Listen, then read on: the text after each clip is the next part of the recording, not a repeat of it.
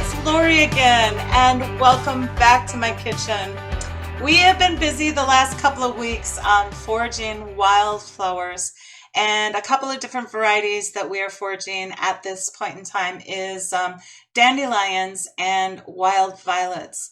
I'd like to share with you today what I do with wild violets. I'm going to page down just right away, and I'm going to show you just so that you can identify these flowers in your own yards. Now we have both yellow and purple varieties of wild violets, and so I mix them. That's not an issue in my mind at all. But they're little tiny, mostly what you will find are these little tiny purple wild violets. And hopefully the camera can pick up what that looks like. And these are what we're busy foraging for right now. Now I will take and I will lay these out on just a piece of parchment paper and allow them to air dry until they're completely dry. And then I just store them in a jar as dried flowers for use in hot tea at a later time through the winter and things like that.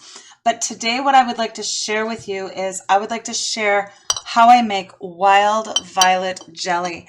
Now we have collected 2 quarts of violets. For a single recipe, you will need 4 cups of violet flower heads.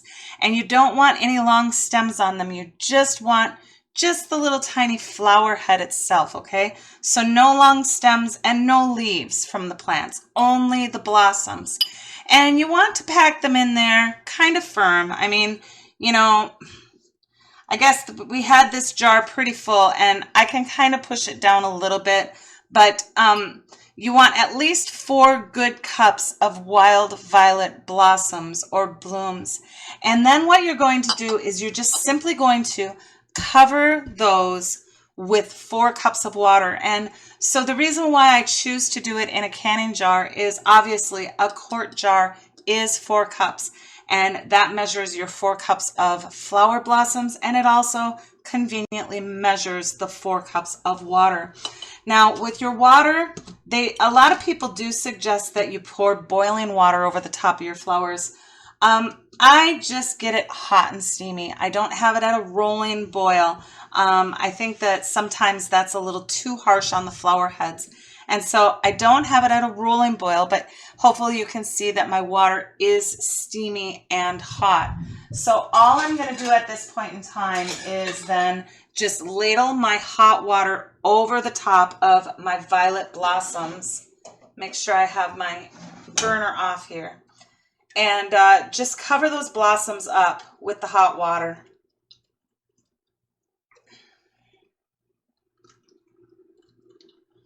And they will float, by the way, just to give you a little bit of warning, which is not unusual at all if that happens.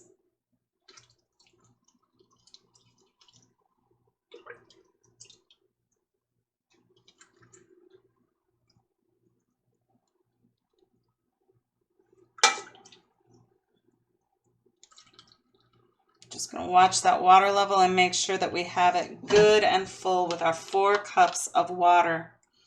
All right. So you can see that my blossoms have kind of floated up. And then all I'm going to do is I'm just going to put a cover on this and I'm going to allow it to cool. And then after it's all cooled off, I'm just going to stick it into the refrigerator for overnight. And you allow these to steep for at least 8 hours, and you can keep them in this steeping water. What you're doing is you're making a violet tea or flavored water. You can keep this in your refrigerator up to 2 days with the flowers in it, and then you would really need to strain it after that point in time because they can actually ferment and it starts to go kind of nasty. So I'm just going to get this other one filled up here.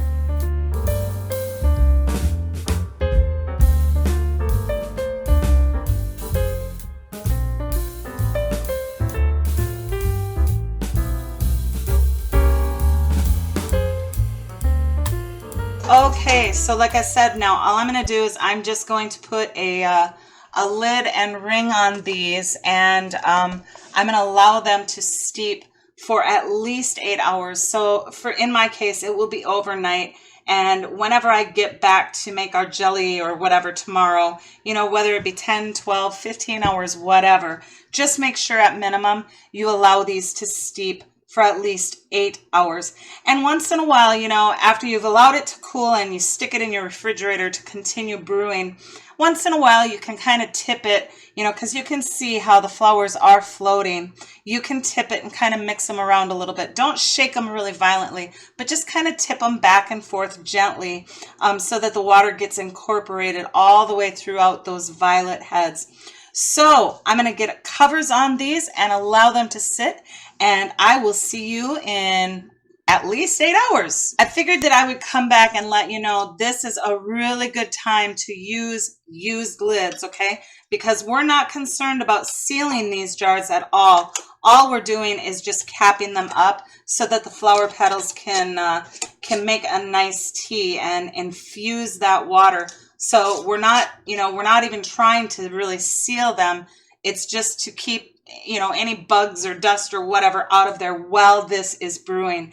And when I said that you could come and tip them, this is what I mean. Just kind of tip them back and forth and kind of get those flowers to get full of water again. And it is really hot at this point in time. Boy, I'm going to have to get a hot pad on to do this other one. But see how they've really separated. Oop, I'm not even on cam there. See how they've really separated down here. All of the flowers have floated to the top. Just kind of tip them and just remix them every once in a while, just to get them floating down more in the water so that everything really gets infused with that good flower flavor.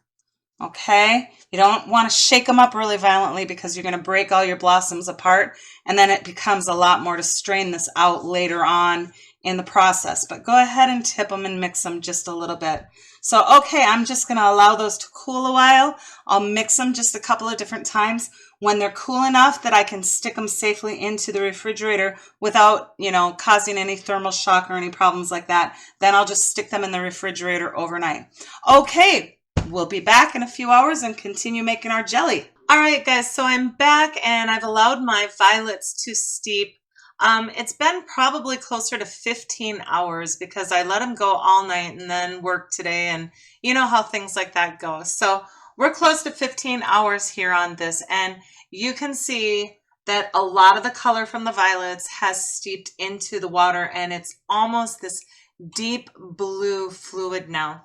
And I'm going to share the recipe as a single recipe. I'm going to make a double recipe of this violet jelly today, just to once again just confirm that yes, you can double jelly recipes despite what anybody else says. As long as you cook it long enough, you're going to get an absolute beautiful set. So the recipe for violet jelly would be 4 cups of your strained violet tea, and then you'll need a package of powdered pectin and 3 tablespoons of lemon juice and 4 cups of sugar. So I'm going to aim you down right now and we'll just kind of get started at it. So after your violets have steeped for at least 8 hours, I really prefer longer.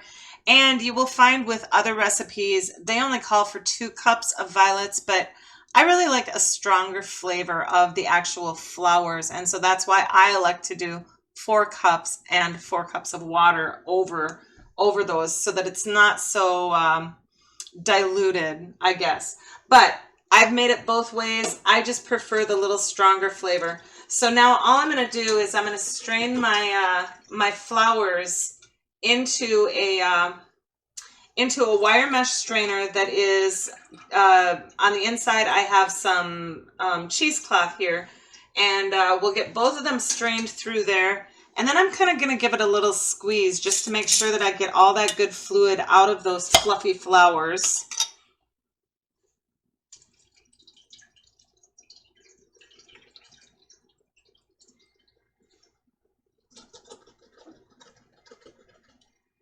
Boy, they really don't want to come out of there. They're happy inside their little cannon jar and they don't want to come out, guys. Get out of there, you silly flower heads.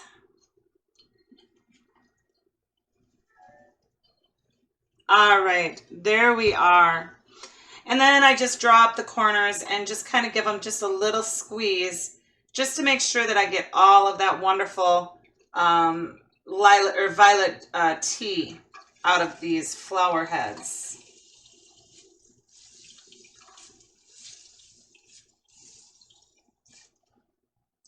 All right, we're going to set that aside.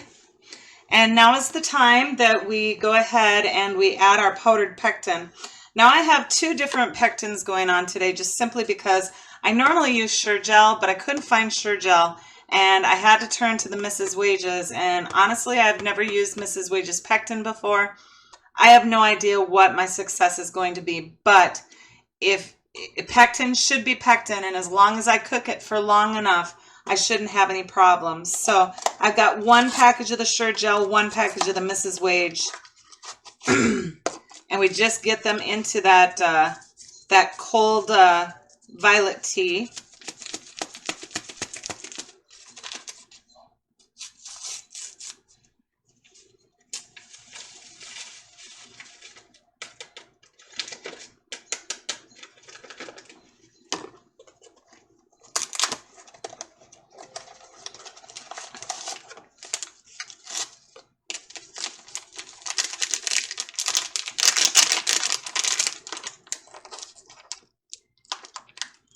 Oh my heavens, I can't even get that open. Oh, there we go. Well, I will admit that that packaging was a little bit different than the Sure-Gel packaging. The Sure-Gel packaging, I mean, it does have a metal lining in it, but this is more of kind of like a plasticky with a metal lining in it, and this is more papery with a metal lining. So I don't know if that keeps them any fresher or not, but I just noticed the change in between the two different products. Okay, so we got those out of the way, and I forgot a whisk. I'll be right back. Okay, I'm back with my whisk. We're just going to get that pectin dissolved, hopefully dissolved.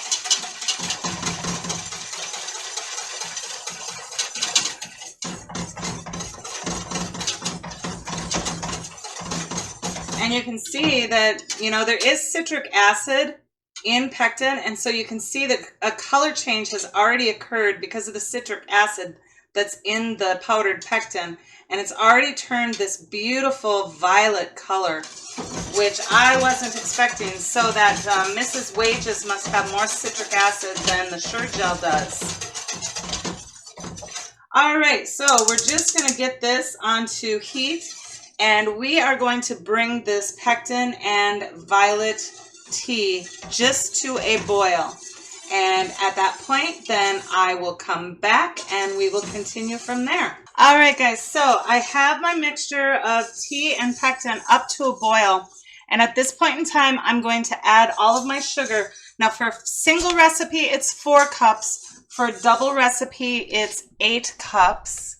I'm going to aim down here just a little bit. So just add all of your sugar all at once. And I know that just seems like a ton of sugar. It doesn't seem quite as bad when you're only doing a single recipe, but when you're working with a double recipe, it seems like an awful lot of sugar.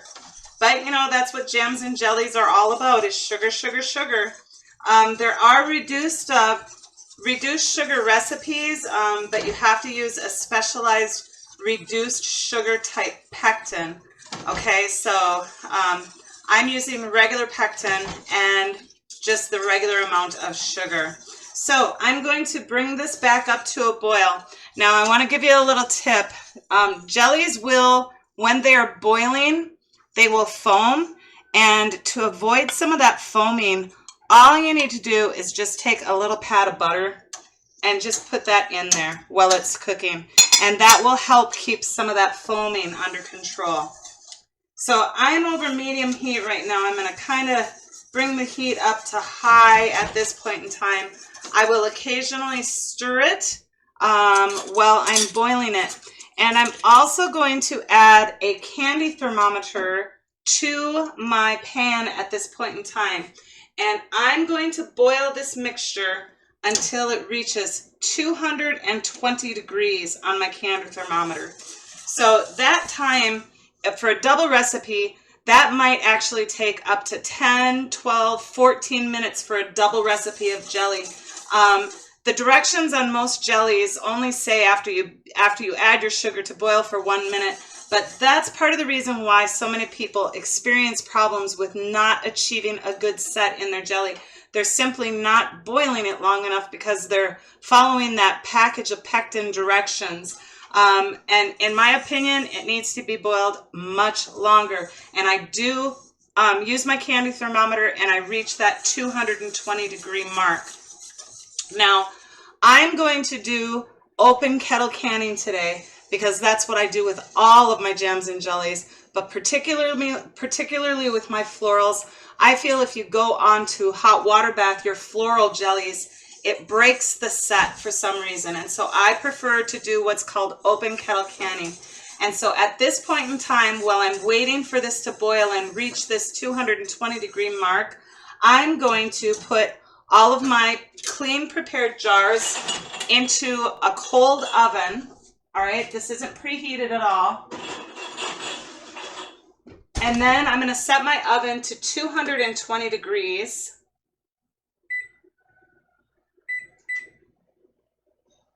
Sorry, I got to get the temperature down there. It was set for 350 for my last cooking period. There we go, 220 degrees. And the jars will heat up along with the oven. And so I will not experience any thermal shock on those jars because they went into the oven cold. But when you're open kettle canning, it's really super important to have a hot sanitized jar and a hot lid and a hot ring. So I'm going to prepare those jars, and I'm also going to get my lids and rings into a pan of water and get them heating. So I'm going to get my pan of water and my lids together, and then I'll be back in a minute. Okay, as you can see, my jelly is definitely at a full rolling boil, and I'm having to whisk it to keep it from overflowing the pot. I did turn my heat from high down to about medium heat to kind of keep it a little bit more controlled. And already I am at about 215 degrees. Now I've only been boiling this for about 8 minutes. So hopefully my jars are going to hurry up and get hot, and my lids are going to hurry up and get hot, so that we finish all at the same time here. So I'm just going to keep boiling this until I reach that 220-degree mark, and then I'll come back and show you what's next. You guys, I'm multitasking and I forgot to add my lemon juice. So here's 3 tablespoons of lemon juice per recipe, so I need 6.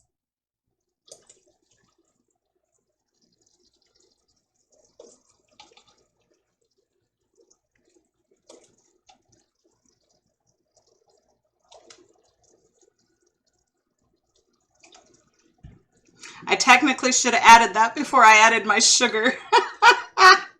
That's okay, it's still gonna be fine. I'm just glad that I remembered it now. This is what happens when you're at the end of a long day and you're getting kind of tired. You get a little bit forgetful. But we salvaged it, no worries.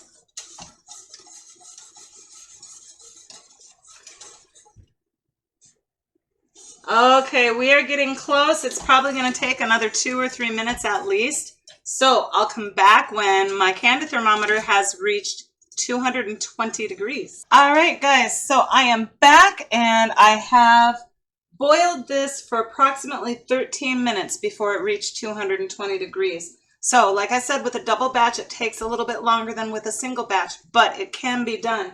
And I've heated my lids and my rings, and I've also heated and sanitized my jars in that 220-degree oven. So now I'm just going to go ahead and turn off my jelly. And this is the point in time where you do want to skim any foam off. Now, you don't have to do this. That foam doesn't hurt anything, but it looks a little nicer in the jars if you don't have that foam layer on top. So after it kind of calms down so that you're not going to burn yourself, just get in there with a spoon and just skim the foam right off of the top of your jelly. And we usually, this is our taste tester. We'll use this tonight on bread with peanut butter or on toast or, you know, whatever we feel like smearing it on. This foam layer that you remove is tasty, good stuff.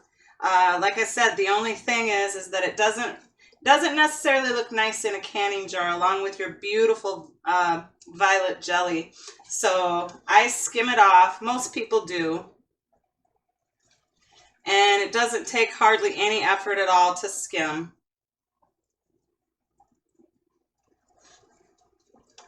Just get it scooped right off the surface of your jelly.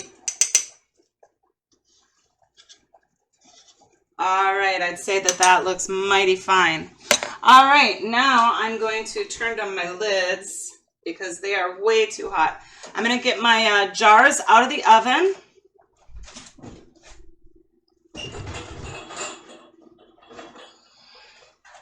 And get them on my work surface here. Turn that off. All right, I'll get your page down here. Now, your jars just came out of a 220-degree oven, and so they are matching the heat of your actual jelly. And so you don't have to worry about thermal shock going on here at all because you're not going to have that happening. And so all you want to do is just get your jars filled as quickly as possible. I'm going to kind of back everything onto my stove here. Get it nice and close to the pan. Let's see if you can still see that. Yep. All right. Now I think I have a little order in my life. Okay. Oh, we're going to need these to get these lids and rings out. Okay, so all we're going to do now is just go ahead and fill up our jelly jars to within 1/2 inch headspace.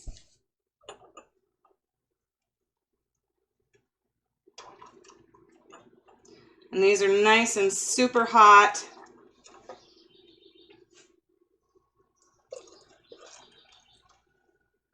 Sanitized jars. And when you're open kettle canning, sanitized jars is super important. I can't stress that enough.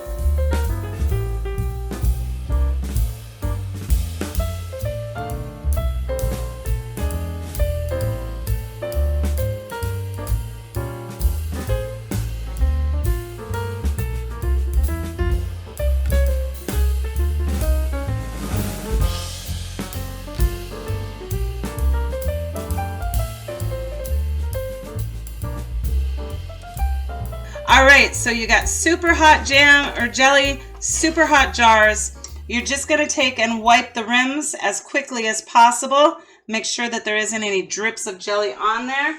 And then you're going to take a hot lid and ring.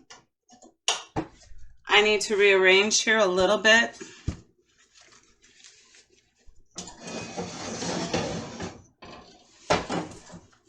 Okay, there we go. Now it's within my reach.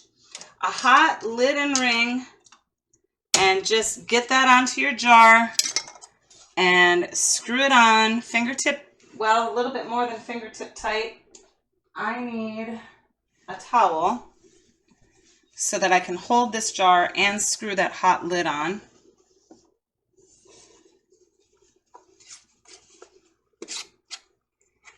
A little bit tighter than fingertip tight.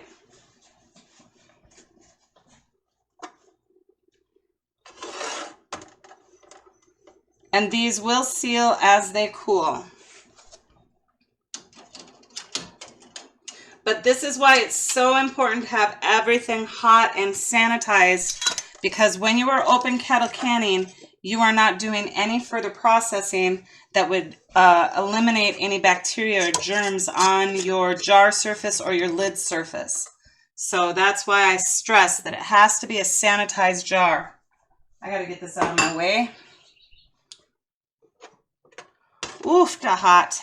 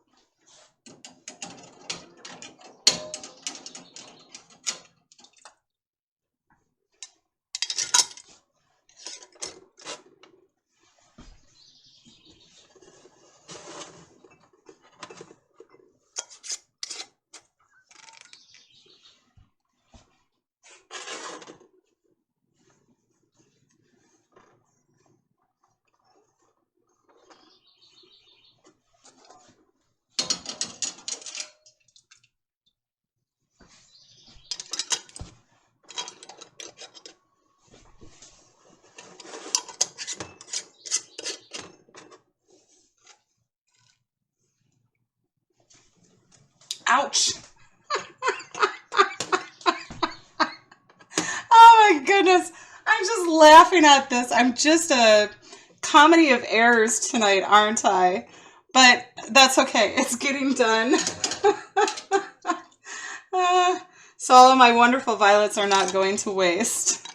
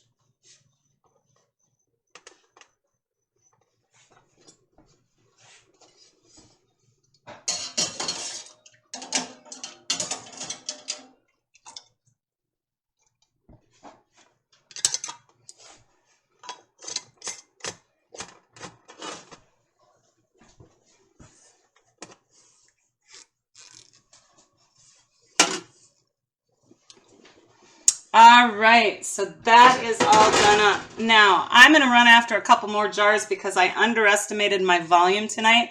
I have 2, 4, 6, 8, and I've got quite a bit left over. But now these ones that I do, I haven't sanitized the jars. I'm going to have to just set them aside separately because they're going to have to go into the refrigerator after they cool and seal because they have not been properly, the jars will not be properly sanitized.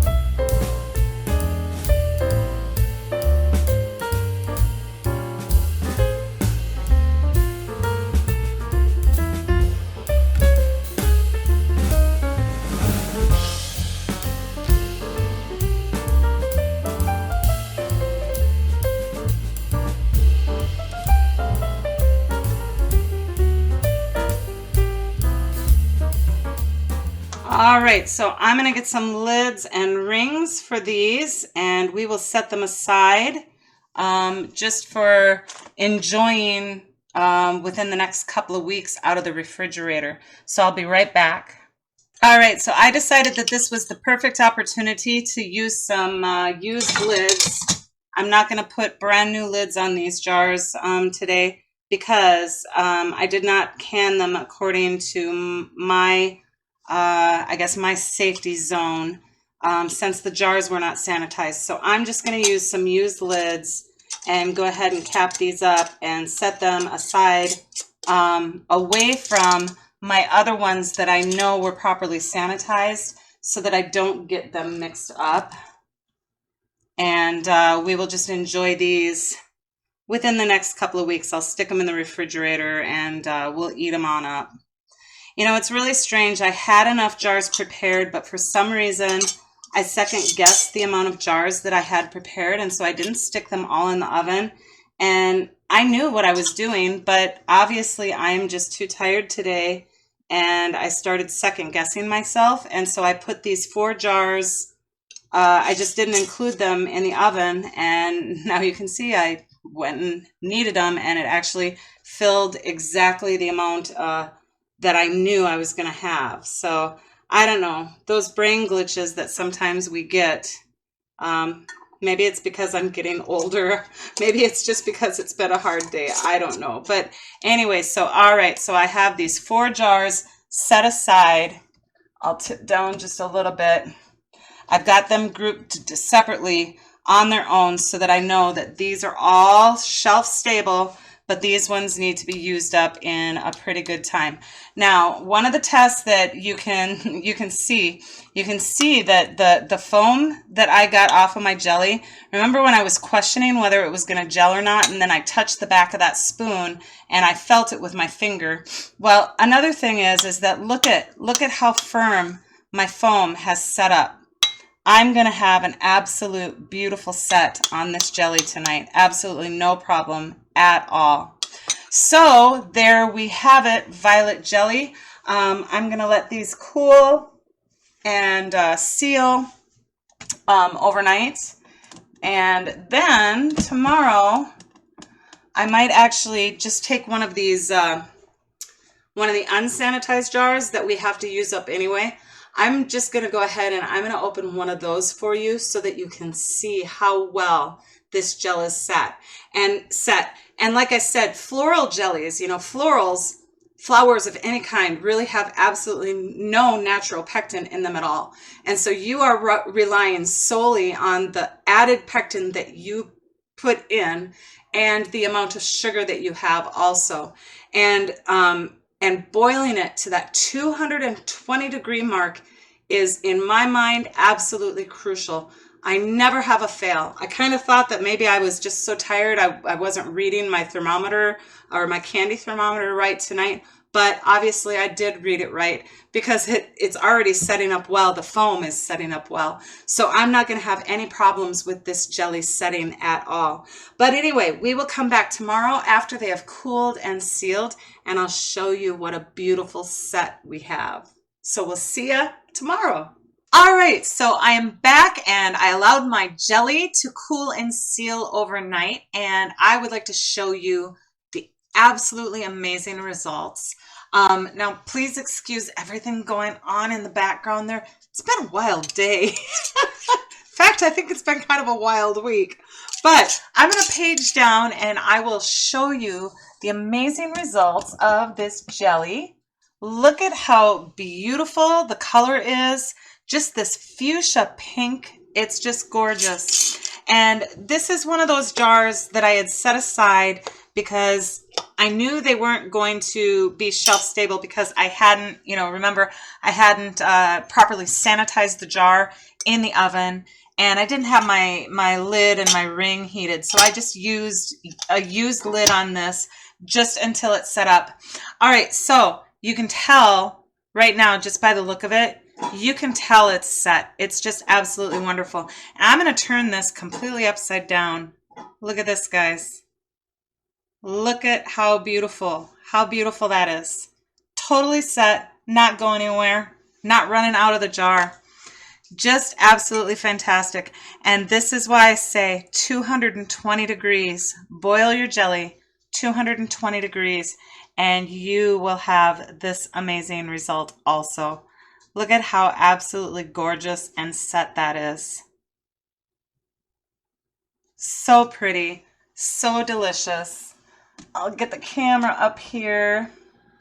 I don't know if I can adequately, I guess, explain what wild violet jelly tastes like. To me, it just tastes like spring.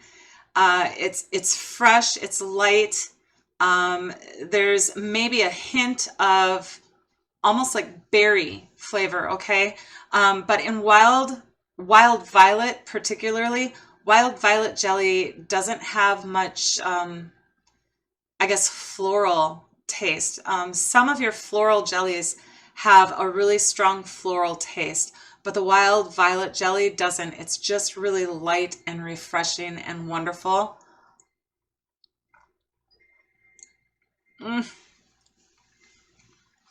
Oh, it's so yummy. Yeah, like I said, it's almost like a little berry taste.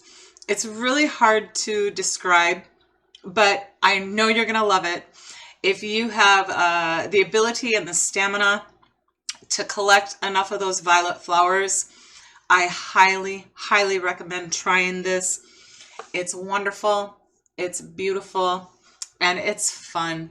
And it's really unique too. You know, there's not a whole lot of people that really make floral jellies. And so this might be something that is really good for you if you have a cottage food license.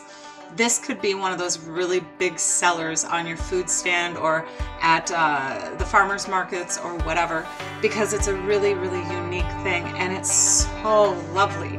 Just this beautiful fuchsia pink color is just outstanding.